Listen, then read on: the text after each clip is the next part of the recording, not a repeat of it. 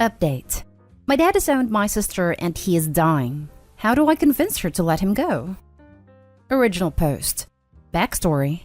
My family used to be really close, but that changed in 2003 when my dad, 55 male, discovered that my mom, 54 female, was having an affair with John, 54 male, my dad's childhood best friend. He was basically his brother back then, and he was my dad's best man in his wedding with mom. He begged her to stay and work things out, but my mom ended up leaving him for John. And eventually they got a divorce and my mom ended up marrying John 5 months later. My twin sister Sarah, 27 female, was always the stereotypical daddy's girl. Dad spoiled her a bit more than the rest of us, and she was basically his shadow back then. That's why it was really surprising to us that Sarah chose to stay with our mom after the divorce. Back then, me, 27 male, and her were the only ones to still live with our parents. We have other 4 brothers. I chose to stay with Dad, and Sarah chose to live with Mom, and in the weekends she come to stay with me and Dad while I choose to stay with Dad, and I occasionally went to Mom's house. To say that the divorce and my sister choosing to stay with Mom messed up my dad is an understatement. He tried to act like he was okay in front of us, but every single weekday for the year following the divorce, I could hear him cry himself to sleep. After the divorce, the relationship between Sarah and Dad didn't change that much. He started to spoil her a bit more than the usual and still remained the usual super dad. Showing up in every parent-teacher conference, ballet recitals and soccer matches, and being the most present dad possible. Things started to change when she suddenly changed her mind about med school. Our dad is a surgeon, and she always said that she wanted to follow his steps. But Mom and John ended up pressuring her to change her career path to become a lawyer, as Mom and John are both lawyers. During her studies, John started mentoring her, and they become really close. And after she finished her education, he got her a job at his law firm. Now on to the issue. In 2017, Sarah got married. My dad was absolutely thrilled about her wedding, and he gave Sarah a blank check for her dream wedding. To be fair, he did this to all of us, as he really liked weddings. But in Sarah's case, he was really excited, because she's his only daughter, and I always remembered him talking about walking her down the aisle. Like every wedding that we went to, he always said to her that he couldn't wait for the day to walk down his little girl down the aisle. But one day before the wedding, Sarah drops the bomb that Dad and John will be walking her down the aisle together. Well, Dad is the most non-confrontational person to walk on this earth, and she expected him to just suck it up. But he didn't do that. They got into a huge fight. First time I see him get angry. And in the end, he didn't attend the wedding and John ended up walking Sarah down the aisle. The fallout was massive. After the wedding, Dad and the side of our family basically disowned her and their relationship became non-existent. She tried to reach out after a while and make amends several times, but he simply didn't want to talk or hear about her. We expected him to turn around when she gave birth in 2018, but he doesn't even want to meet her kids. Then earlier this year, he was diagnosed with pancreatic cancer. And unfortunately, the treatment didn't work and he is terminal.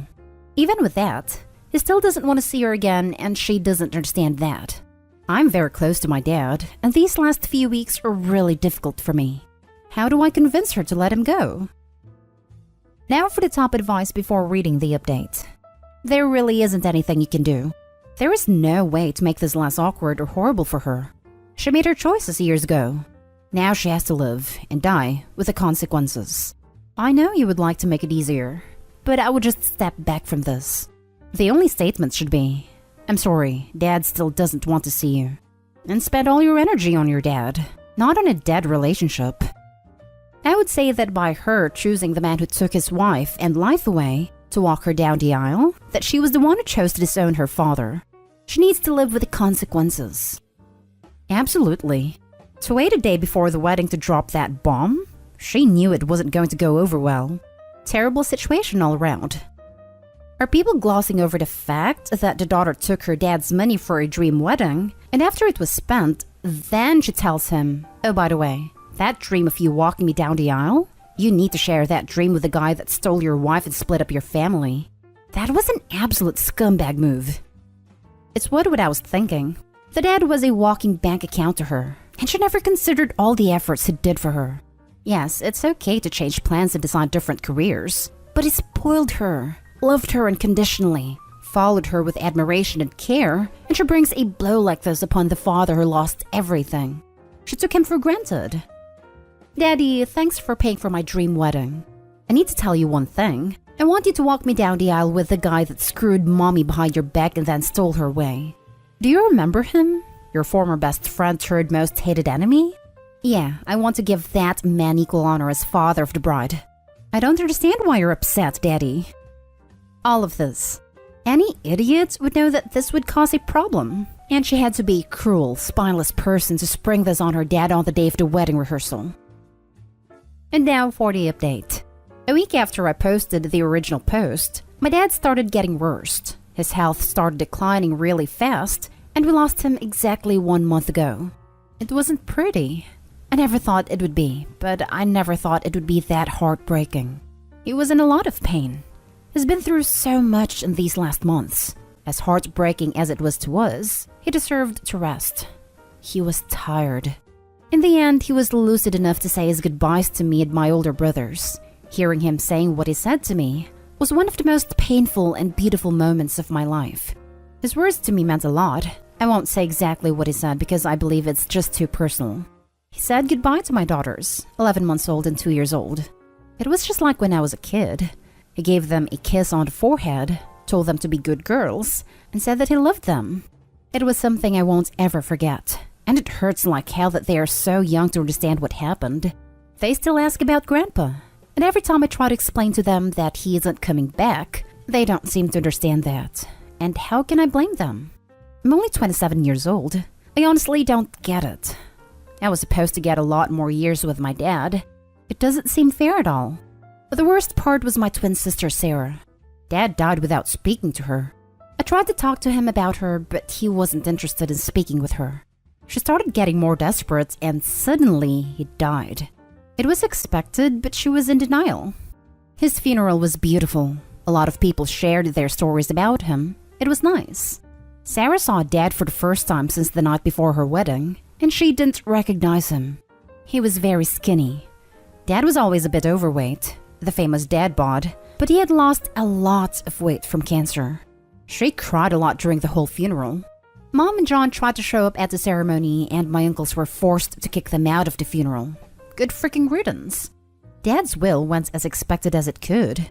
Dad's family came from old money, petrochemicals, so he always had a lot of money. He left a little bit of money and properties divided equally to all his kids, including Sarah. He left a trust fund which was a lot of money for all his grandkids, including Sarah's kids, which he never met. It was honestly expected. My dad never really cared about money that much. He just wanted us to be comfortable and ensure that his grandkids all had something to support them. The tricky part was the personal things. He left a really big letter to all of us, except Sarah. It was really personal stuff. In my letter, he spoke to me about our story, about my childhood. It was really nice. I must have read the letter like 100 times, and I cried every single time.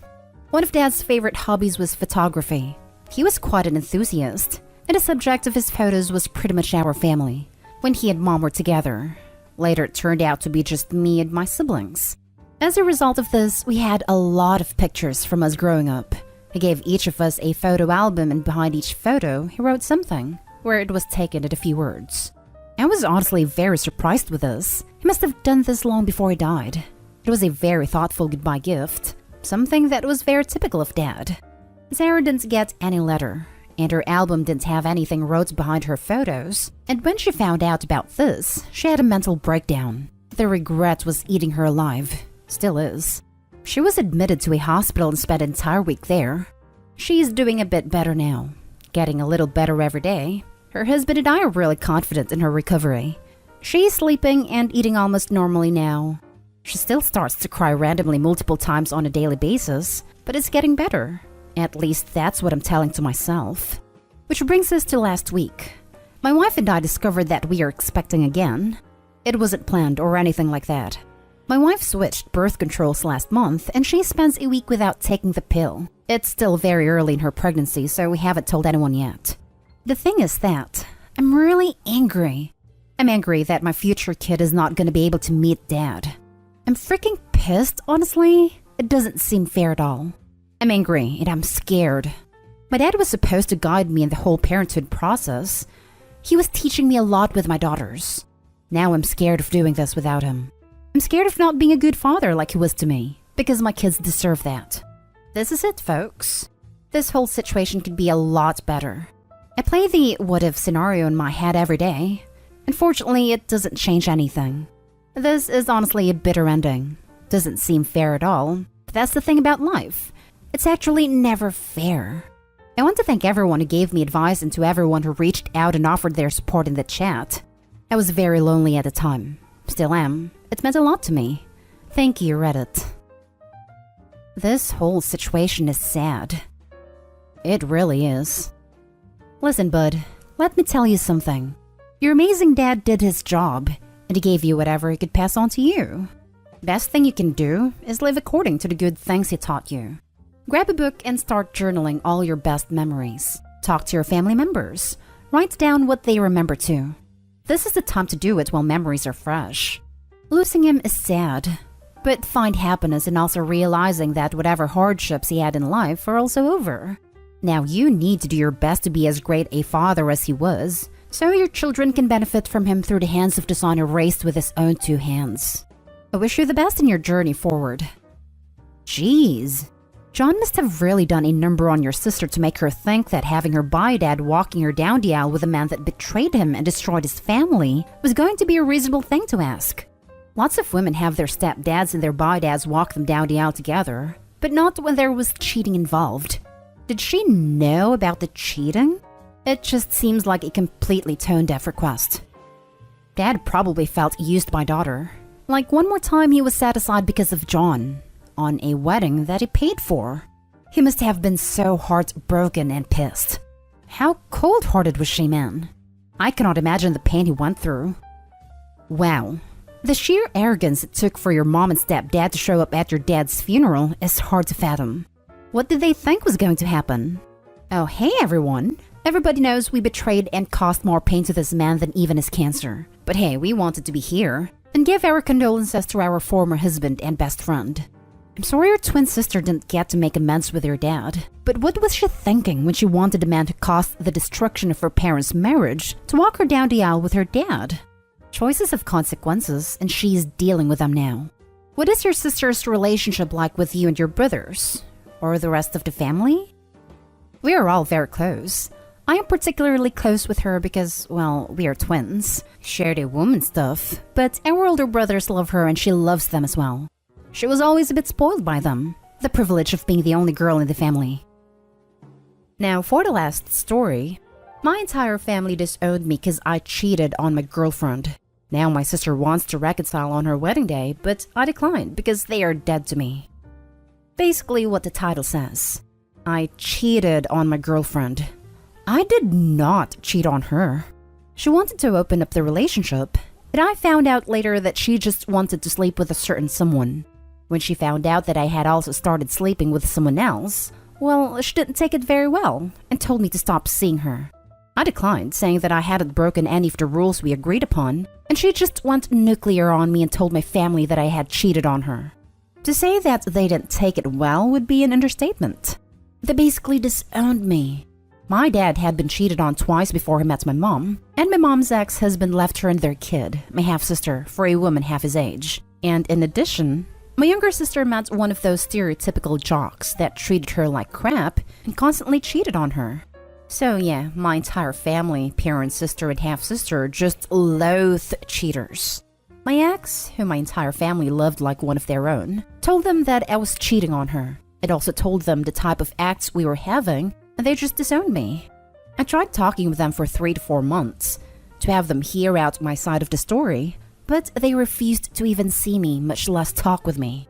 The final straw was when I went to my parents' house on my birthday while it was raining at 11 in the night, begging them to talk to me, but they ended up calling the police on me. My friends also treated me the same. It's been about 2.5 years now, and I've been doing okay. I moved away to another state, and I don't really have a social life anymore and put all of my energy on either my job or the gym. Then I got a call yesterday from my sister, saying that she was getting married, and she wanted me to be there with her on her special days as we used to be very close, which is true, and that she is willing to forgive and forget.